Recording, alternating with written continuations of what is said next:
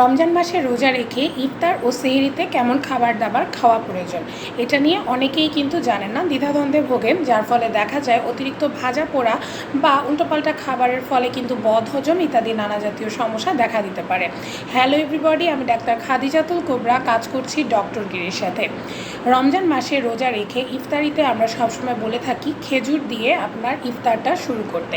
খেজুরের ন্যাচারাল যে সুগার থাকে তা কিন্তু আপনাকে প্রচুর পরিমাণে শক্তি যোগাতে সাহায্য করে। এছাড়া আপনি ইফতারিতে ভাজা পোড়া না খেয়ে আপনি যদি বিভিন্ন রকমের ফল খেয়ে থাকেন তাহলে এটি আপনার জন্য খুব ভালো কাজ করবে, কেননা তাতে বিভিন্ন রকমের ভিটামিন এবং বিভিন্ন খনিজ পদার্থের যে পরিমাণ আছে তা আপনার শরীরকে যথেষ্ট শক্তি যোগাবে। ইফতারির পরে সাধারণত দেখা যায় আমরা বলে থাকি 10 থেকে 15 মিনিটের একটা ব্রেক নেওয়ার জন্য। এই সময় আপনি যদি একটু হাঁটাচলা করেন তা আপনার শরীরের জন্য খুব ভালো হয়ে থাকে। এবং তারপর আপনি রাতের ডিনারটা করতে পারেন। রাতের ডিনারেও আপনি খুব বেশি ভাজা পোড়া জাতীয় খাবার অবশ্যই এড়িয়ে চলবেন, এতে ট্রান্স ফ্যাট থাকে। এগুলো খেলে কিন্তু তখন দেখা যায় যে আপনার শরীরে ওজন বৃদ্ধি পাওয়া, এছাড়া ডায়াবেটিস ইত্যাদি নানা জাতীয় সমস্যা দেখা দিতে পারে।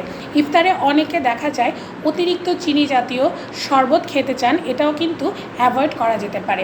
এ জাতীয় আরও পরামর্শ যদি অনলাইনে পেতে চান তাহলে ডক্টর গিরির ওয়েবসাইটে ক্লিক করে বা আমাদের স্ক্রিনে দেওয়া নাম্বারে যোগাযোগ করতে পারেন। ধন্যবাদ সবাইকে। আসসালামু আলাইকুম।